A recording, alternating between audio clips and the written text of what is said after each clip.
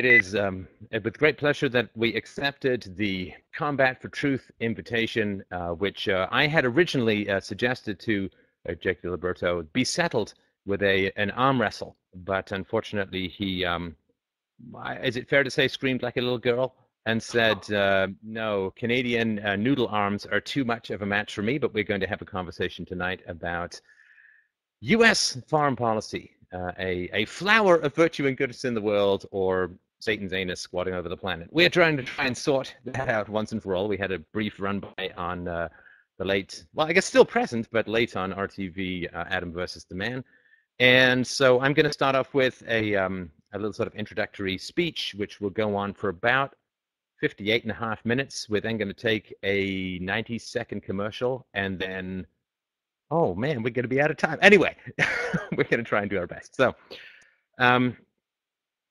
U.S. foreign policy is interesting. I mean, the first thing that's interesting about the concept is that we can somehow divide domestic policy and foreign policy into two different things, which of course really not. A foreign policy can provoke blowback. Blowback provokes expansion in the size and power of the state. We have increases in domestic policies, such as increases in tariffs and controls and taxes and health and safety regulations on domestic companies, which provoke tariff wars against other countries who can then overcompete or compete against the U.S.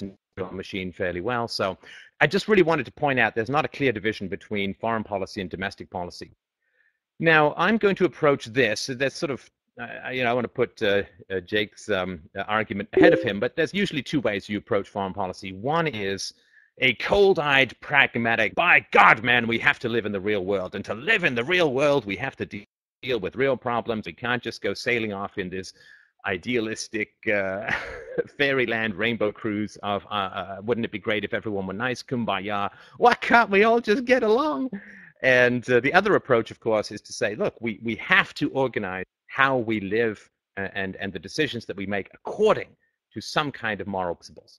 And if we don't, that's fine. Then we're just cold-eyed pragmatism. We should forget about being the shining city on the hill. We should forget about being having American exceptionalism. We should forget about pretending that we're trying to bring peace, virtue, and democracy to the world, and just say, well, different colored people have resources that we want, so let's move them aside nicely if we can, not so nicely if we can't, and get their resources. So the way that I would approach it, or the way that I've approached it in the past, is to say something like this.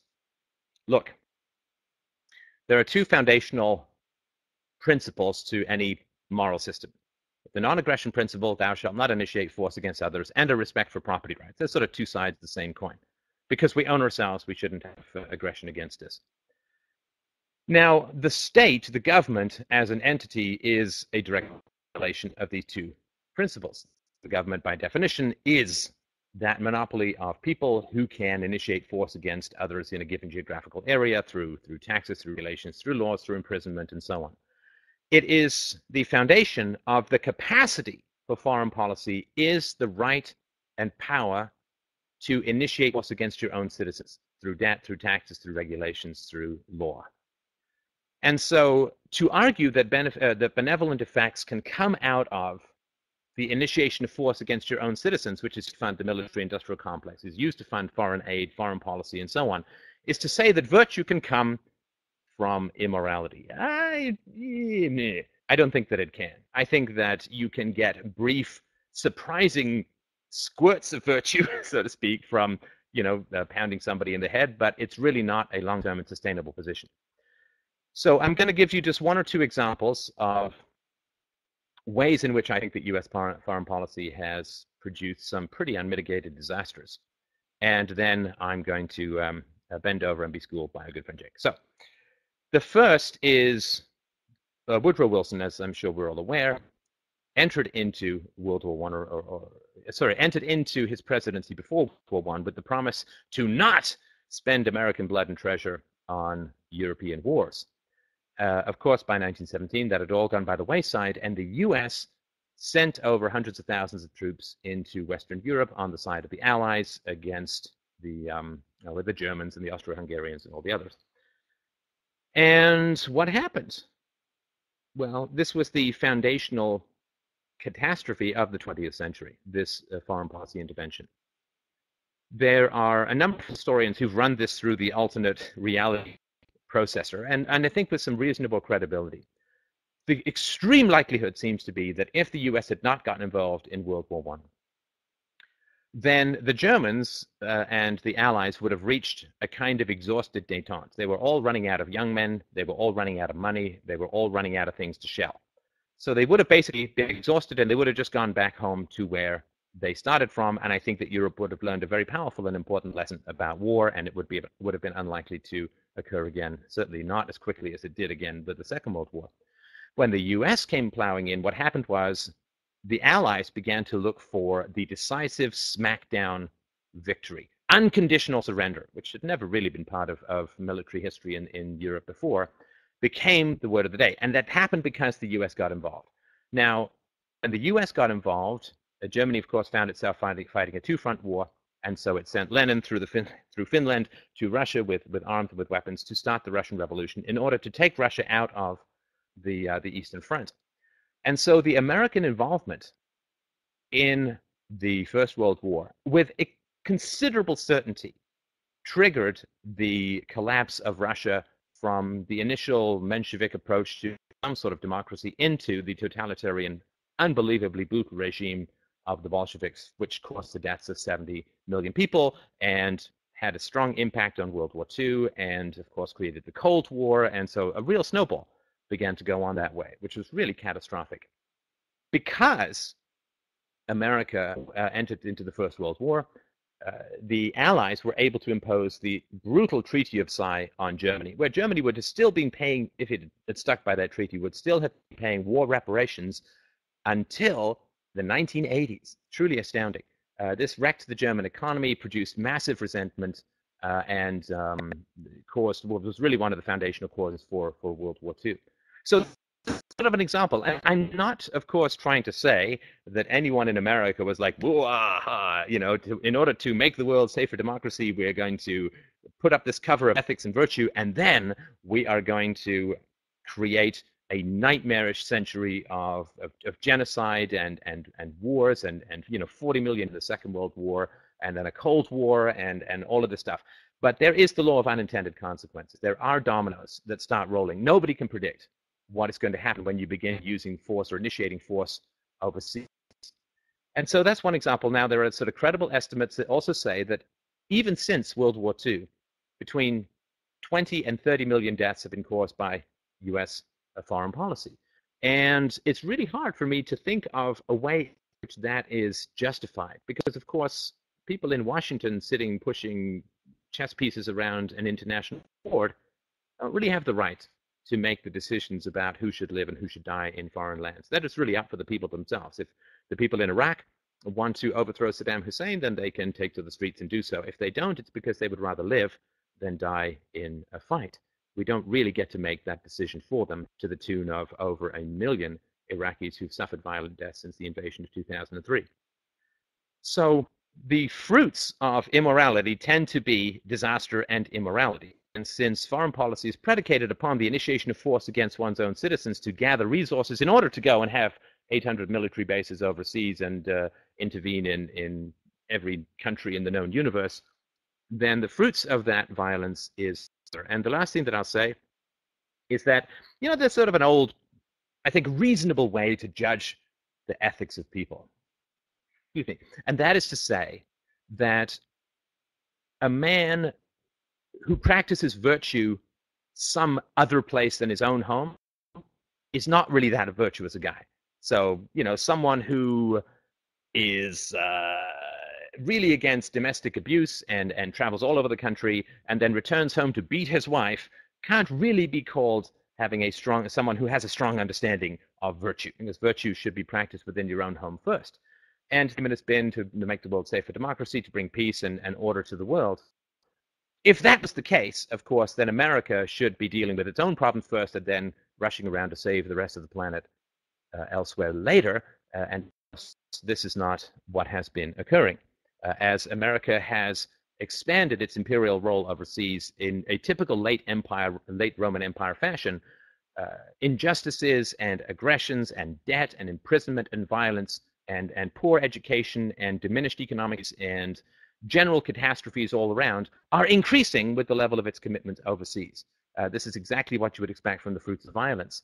So it's really hard to say, well, America does really, really good stuff overseas when it's doing really, really bad and worsening stuff in its own house. You know, if you want to go nation build in Afghanistan and Iraq, maybe politicians could look out the window of the Capitol building and say, the #1 murder capital in America is Washington, D.C. In other words, we are not able to deal with the problems of violence right outside this big rotund building, which would give people some hesitation as to whether they're going to be able to pull the magic levers of peace and virtue in a country thousands of miles away, whose language and culture they barely understand. So those would be my initial arguments against accepting the principle of that U.S. foreign policy has been a benevolent force in the world. And I will now turn it over to you.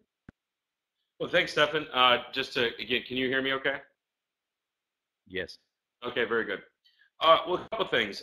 First off, asking whether U.S. foreign policy has been a problem or has it been is a question in itself, but asking if it has been virtuous, I would argue that no form of the human condition can be virtuous. I mean, the world is broken, people are broken, nothing is perfect. Trying to find perfection in anything on this planet is, it's like trying to find gold inside, water. It's impossible. So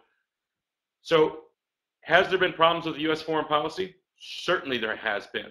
The question should be, is U.S. foreign policy, as you said, since, say, Woodrow Wilson, has the benefits of it been better with U.S. foreign policy as it's been conducted than if it hadn't been?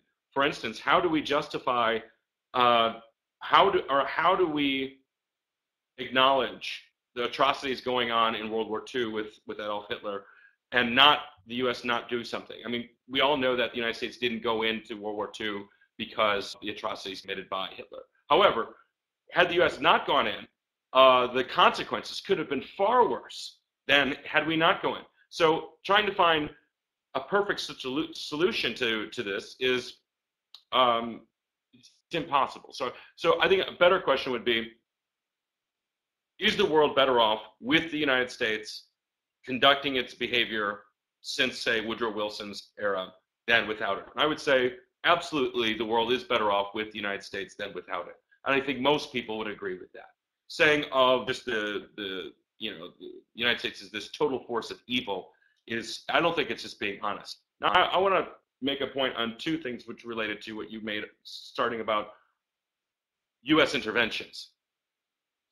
U.S. interventions inside the world since Woodrow Wilson's era are due to a lot of factors that the United States was not in control of. For instance, there was competing empires at the dawn of the 20th century. There was the German Empire, there was Austrian-Hungarian Empire, the British Empire, and at all of this time, these empires were competing against each other. World War I was essentially figuring out who was going to be the boss of this condition where Western Europe had competing empires.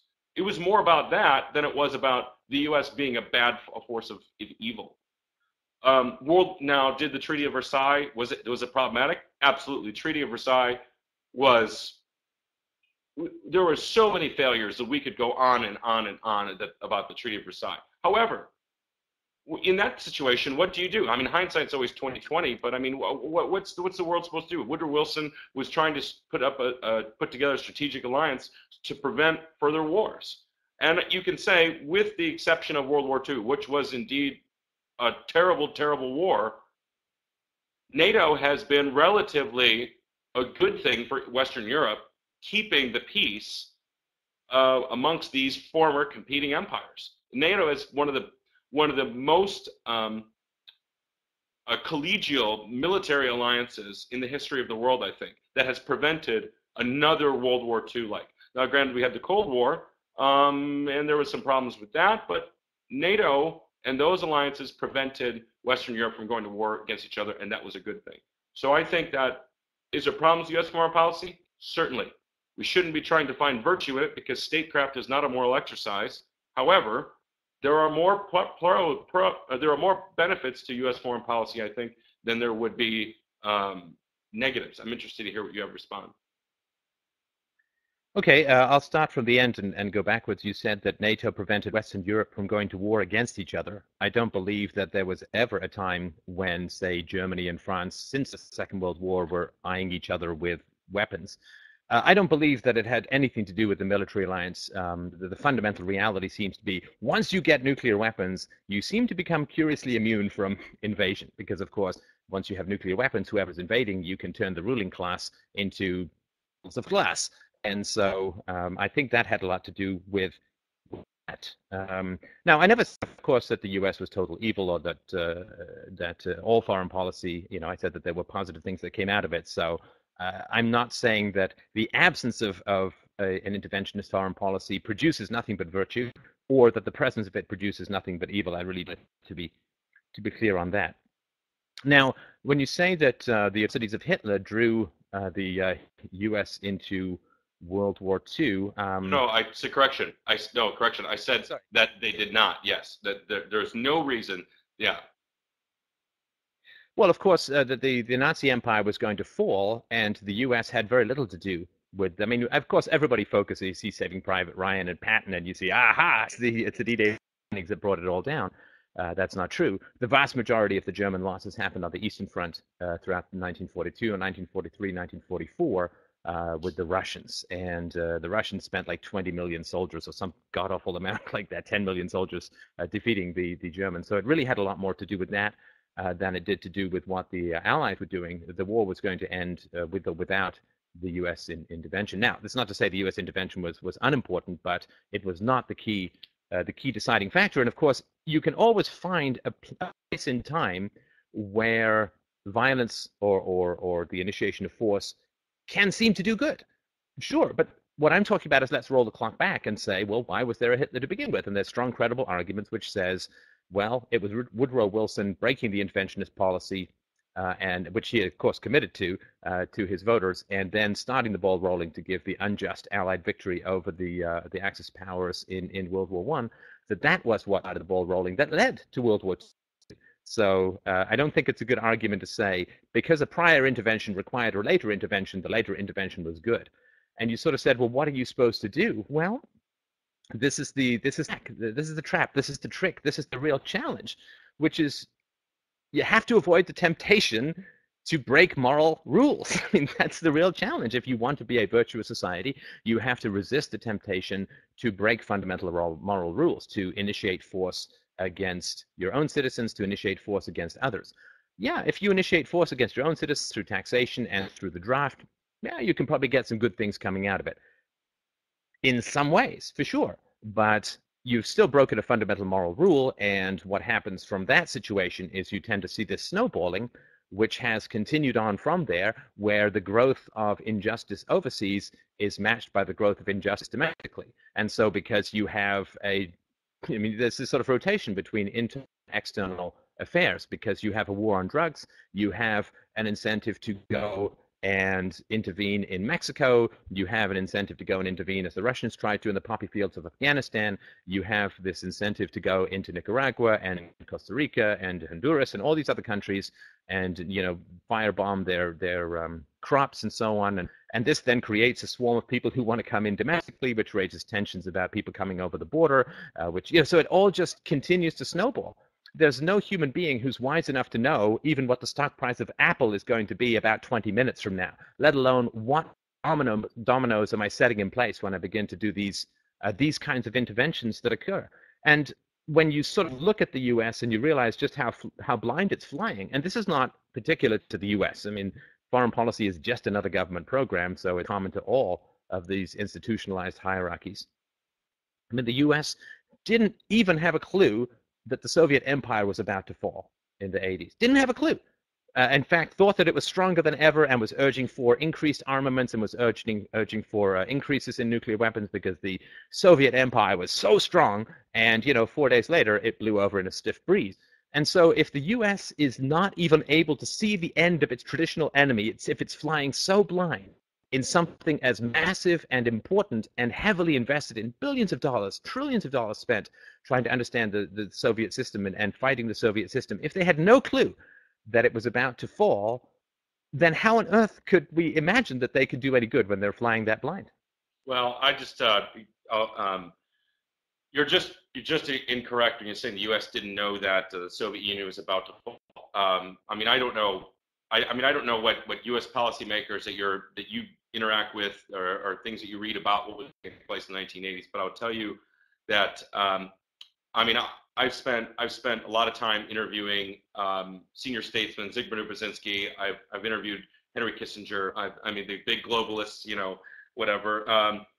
The United States was very aware that the Soviet Union was at a tipping point, specifically looking at what it was doing in Afghanistan in the 1980s, and so the United States was what we were unprepared for was what would be the fallout of if there wasn't a Soviet Union in the world as dominant as it had been during the Cold War. We knew that it was going to. The United States knew that the Soviet Union would fall. We just weren't prepared for what would happen when it fell. And so there's a real big difference here. I don't understand, Stefan. I don't understand the anarchist position when it comes to the state and it comes to this monopoly of force. The question is, what do you do when you don't have a government? Because we've tried this experiment in human history before. When there's not government, then you get anarchy, and anarchy does not bode well for the average citizen. Anarchy is tribalism, it's ethnic wars, it's all sorts of political instability, and also just generally, it doesn't go well. I mean, when you don't have governments, oftentimes you have huge elements of famine. Now, granted, even with governments, you can't have famine, but in capitalistic liberal democracies, society is better off than without any government. So, I mean, I would be like the interesting. What is the problem with, say, a minimal government? I'd like to hear your remarks, and then I'll give sort of my commentary in response.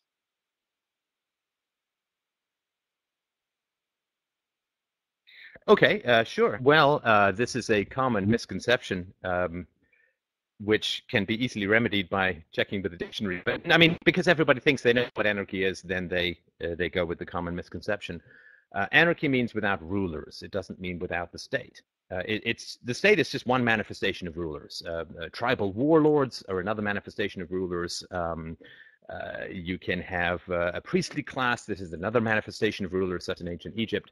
So the of anarchy simply means a society where there is a fundamental recognition that all human beings are created equal and that all should have the same rights. In other words, we should not grant a monopoly of the use of force, which is a violation of a general moral rule that the entire population is supposed to follow, to a particular small group of individuals. Hand them all the guns in the world, give them all the power in the world, or even just a small amount of power, but still they have that monopoly power and expect anything good to happen. And it astonishes me that people who know the history of America can still talk about something called a small government.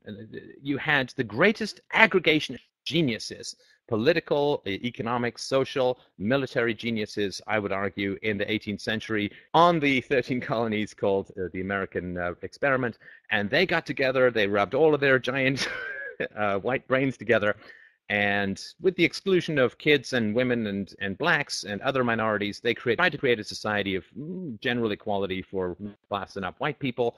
And they tried to create a system, to engineer a system, so they claimed, that was going to be a small government and was going to stay a small government. And that small government has, in a relatively short period of time, given the 10,000 year span of human history, has grown into the very largest government that could be conceived of, that would be unimaginably powerful to these people who were designing it. This should give everybody some significant pause. If you look at the small size of the English state in the sort of 17th and 18th century prior to the empire, it also grew into a massive government and a massive empire that spanned the entire planet. small governments grow into large governments because small governments create economic opportunity because they don't tax that much, they don't interfere with trade that much, and this creates massive amounts of wealth. And then the governments go, tasty, tasty wealth, lovely. And so they start to tax and tax more. And so the greater freedoms that you start with, the greater government that you end up, and that's the problem. The idea of minarchism is simply a slippery the largest government that can be imagined, because once you have all that wealth, taxes can go up, and that wealth and the growing increase in that wealth can be used as collateral for debt. And debt is the final damaging drug of a democratic republic, because it allows people to get seemingly for free. It allows politicians to bribe everyone on the planet, and the costs are then passed forward into the generations. And there's just no way to prevent that stuff. So I think that's the basic argument in a nutshell. Fair Well, enough. it's my basic argument. I shouldn't say it's it's mine. Fair enough. Well, I mean, I hear this oftentimes by anarchists that I meet, and somebody has a total right to choose to reject government at all costs. Fair enough. The problem is that we live in a world that benefits from government. So you're in many ways you enjoy the freedom of free speech. I enjoy the freedom of speech because the government allows us to. The government allows us, not allows us, but protects us in some ways. If we you made a comment that minarchism leads to sort of a big state. Well, anarchism leads to a state anyways in general as well. In anarchic societies, you get tribal lords, you get leadership, because that's how society operates. Human beings want to be organized. Human beings want to be in community with other people, generally by our nature. One of the things that we can do is have a democratic process, have a dialogue, so that the best form of community can happen through dialogue and through discussion. That's the whole idea of democracy. The opposite of anarchism doesn't necessarily mean totalitarianism. The opposite of anarchism can be some form of statism, which people can participate with government, can participate in the discussion and development of society. And when you raise the point about the British Empire and the monumental state that was developed in that point, certainly the world today is much larger than it has ever been. I mean, our company we're soon to be at 9 billion people soon, within the next 10 years. 9 billion people. The world never imagined that. So the idea of letting 9 billion people just simply live in amongst themselves doesn't necessarily bode well for the future of our world. There are a lot of things to consider that need to be organized. The looking after the environment, looking after our rivers, looking after our national parks, looking after each other. And if you don't have a governmental organizing body that is checked by the people through democracy, in real democracy terms, it's more than likely that some forms of organization, either companies, corporations, will end up exploiting our planet and destroying it. I would like to hear your comments on the idea of how the world has changed. I mean, would you at least acknowledge that much? I will. Let me just, and I don't want to get drawn into this becomes a he said, she said thing, but I just wanted to mention, and I can post this, I'll ask you to post this on the debate, from a case study from the John F. Kennedy School of Government and Harvard University on Intelligence and Policy. I just want to read you something that, because we did have a bit of a disagreement about this, and again, this isn't going to be exclusive, but I just wanted to put the rebuttal forward. Critics contended, says this article, critics contended that the CIA overstated the strength of the Soviet economy, underestimated the power of Republican independence movements, and overestimated the military threat, thereby forcing the US into what some considered an unnecessary arms buildup. Stansfield Turner, head of the CIA from 1977 to 1981, wrote in late 1991 that, quote, "We should not gloss over the enormity of the CIA's failure to forecast the magnitude of the Soviet crisis. I never heard a suggestion from the CIA or the intelligence arms of the Department of Defense or State that numerous Soviets recognized a growing systemic economic problem." So again, I know you say you talked to Henry Kissinger. however credible that source is. But I just wanted to mention that's where I got my facts from. Again, let's move on to what you said. I just want to put that forward. So it's interesting to me, Jake, then I see this continually all the time, and I think it's very revealing. You were describing a system called a negotiation, a conversation, an organization, a planning, and so on. In other words, you were describing a voluntary set of interactions. But that's not what a government is. A government is a group of people with monopoly rights to initiate force against everyone else. To try and turn that into like a conversation and a way of organizing and planning and so on. No, if it's organizing and planning and conversation, then it's voluntary. Then it is a statelessness. Then it is without rulers. What you're talking about is what I mean. Talk about anarchy, which is a conversation about how things should be done in society. But this is what happens, is that people say, well, we can have a government where it's voluntary and the citizens restrain things and people get together to solve problems and so on. But that's not what a government is. A government is the monopoly on the initiation of force. And you can try and say, well, people should find some way to resist this monopoly of force. But the whole point it is a monopoly of force. And it has all the guns relative to each individual. It has a trained military. It has a police force. It has an entire court system. It has prison guards. It has you name it. And it has tariff collectors and tax collectors. It has massive amounts of people who are all trained and willing to use force against their fellow citizens. That is a state. So you have to at least call it by what it actually is, rather than use these airy-fairy voluntary terms to describe something that is in its very nature geographically coercive. Well, running society, being a citizen and interacting with other people is, by definition, finding proximate solutions to insoluble problems.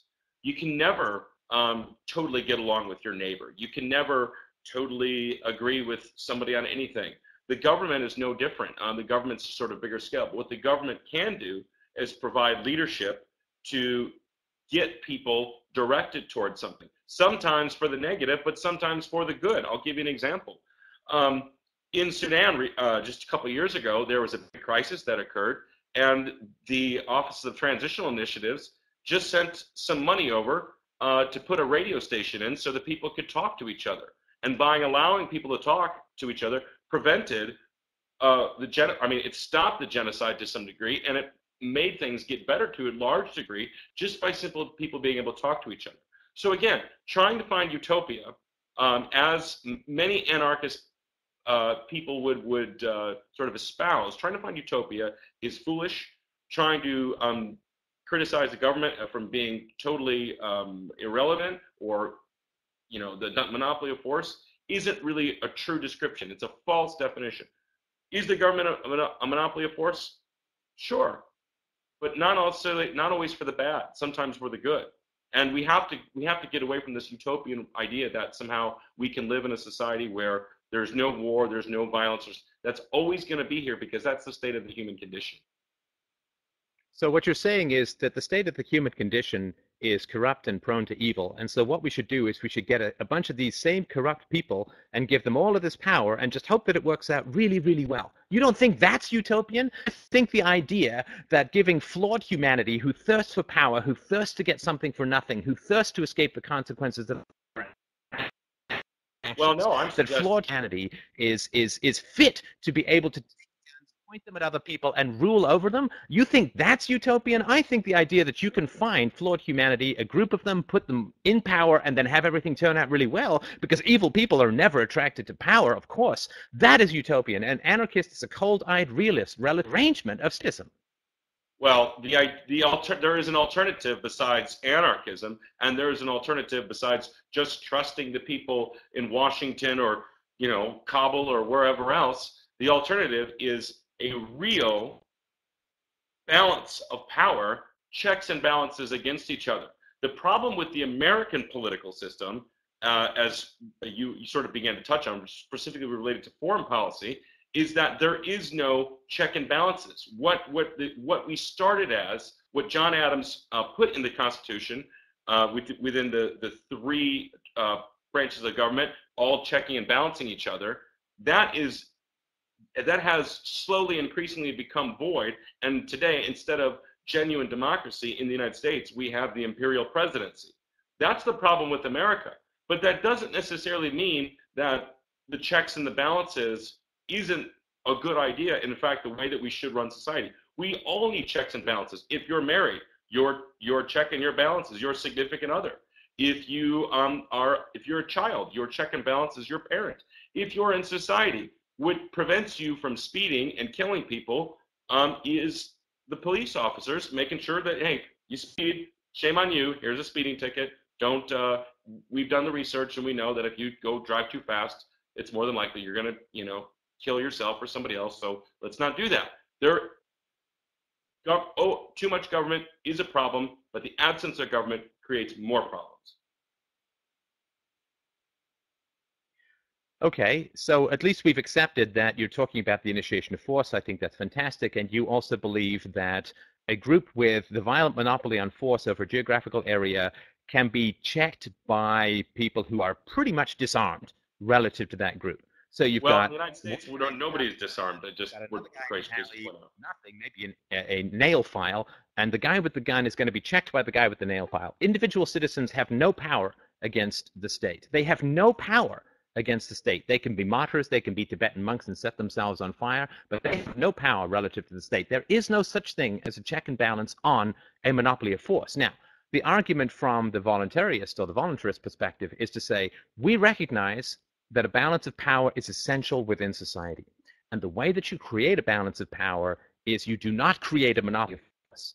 A balance of power means that there are agencies which are competing with each other to provide services, to provide roads, to provide defense, and there are voluntary contracts that you sign with these agencies. What is it that creates a balance of power in terms of predation from cell phone providers?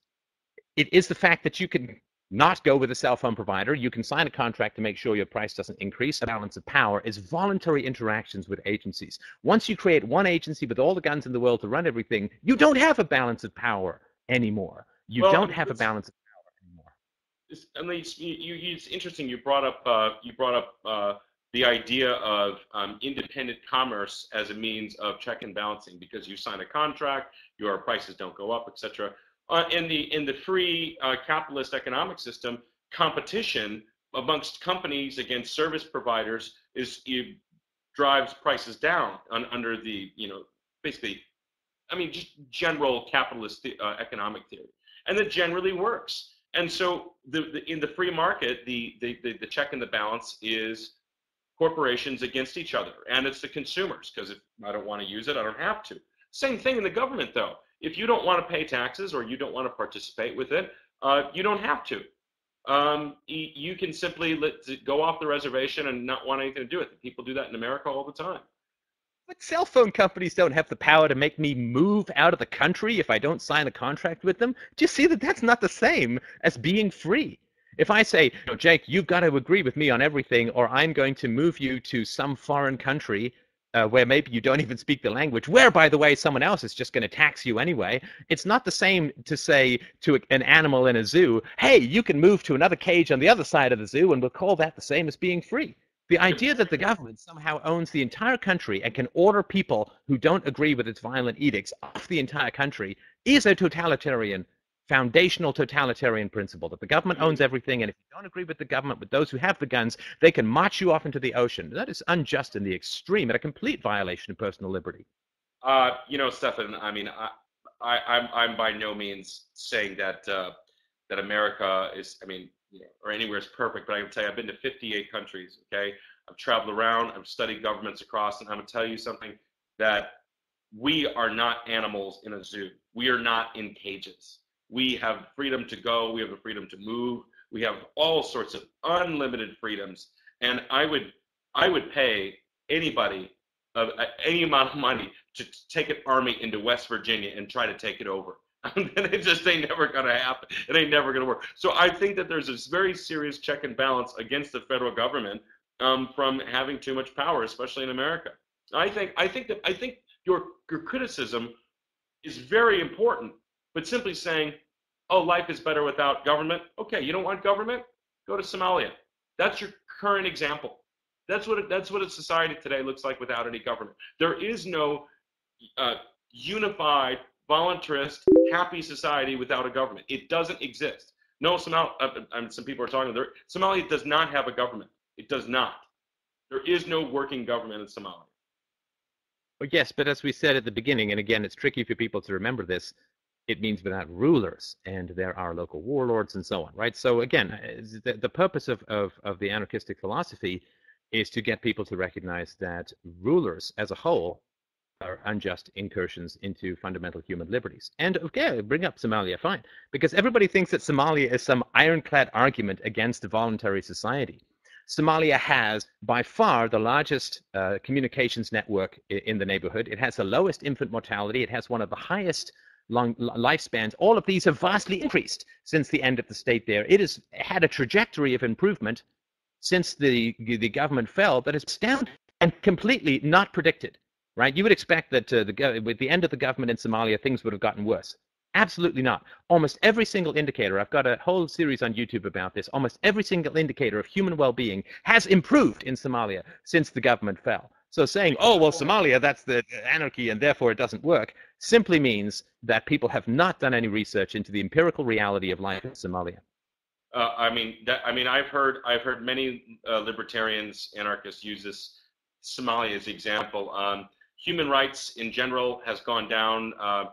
Women's access in society has gone down since the chaos that's been created since the 1990s. There may be a lower infant mortality rate, but there's also less births. Are you saying that human rights have declined in Somalia since the last 40-year dictator left? Absolutely. I mean, the life of the life of the average Somalian today is by far one of the worst, horrible places to be. I mean, the Somalian's life is not good in whatsoever. You're making an argument to say, Somalia, great example, anarchy, let's go do it. Come on, you want to go sign up to live there? No. But the point is, you compare Somalia to the countries around it. You don't compare Somalia to the West. It's still an African country, which of course was raped and pillaged by most of the Western quote democracies throughout much of the 19th century.